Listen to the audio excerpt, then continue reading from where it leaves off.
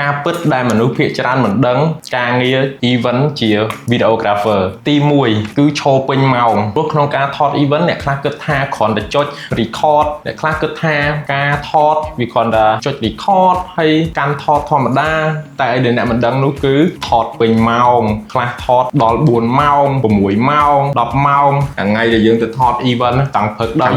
យប់ម៉ោង7 10ម៉ោងអ្នកនរគ្នាចំពោះការថតបើអ្នកអត់ដឹងគិតថាគ្រាន់តែឈរកាន់ថតហ្នឹងហើយប៉ុន្តែជាក់ស្ដែងរត់ពីឆ្វេងទៅស្ដាំពីមុខថយក្រោយកាត់ចកេះកាត់ដៃ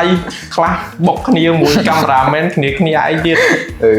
ខ្ញុំថ្ងៃទៅថតណាអាពេលយប់ឡើងម៉ោង 9 10ហ្នឹងខ្ញុំស្ទើរតែដួលក្នុងហលហ្មងដោយសារខ្ញុំរត់ពីព្រឹកទៅឡើងចុកកជើងមែនតើហ្មងត្រង់ចាំតែពេលវេលា event ចប់បានទម្លាក់ដៃទម្លាក់ជើងហើយពេលយើងថតហើយហ្នឹងអាហត់ហ្នឹងមួយខ្សែដល់ពេលយើងយកវីដេអូហ្នឹងមកកែទៀតអ្នកខ្លះគាត់គិតថាយើងកែវីដេអូមិនបានយូរម៉េះមិនបានកាត់វីដេអូយូរម៉េះបើយើងកែវីដេអូកន្លែងវាមិនមែនពលឺដូចគ្នាទេកន្លែងខ្លះងឹតខ្លាំងហើយកន្លែងខ្លះភ្លឺខ្លាំងទៀតហើយយើងត្រូវសេរីមិនកុំឲ្យវាឆេះពេកកុំឲ្យវាងឹតពេកអញ្ចឹងអាកាត់វីដេអូដាច់យប់ដាច់អីហ្នឹងមកតង់ទៀតអញ្ចឹងអាពេលថតពិបាកមកតង់ហើយពេលកាត់ហ្នឹងកាន់ពិបាកមកតង់ទៀតហ្នឹងហើយយើងព្យាយាមឲ្យប្លង់វីដេអូរបស់យើងហ្នឹងពលឺអីប៉ុណ្ណឹងវាបាឡាន់គ្នា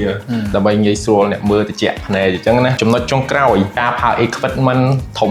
អ្នកគ្នាប្រហែលជាអត់ដឹងទេការថតកាមេរ៉ាបូក gimbal តែកាន់ស្រួលតែកន្លះម៉ោងទៅ1ម៉ោងហ្នឹងរួយស្មារួយចកេះចង់ជាប់ចកេះនិយាយទៅពេលដែលថតបើ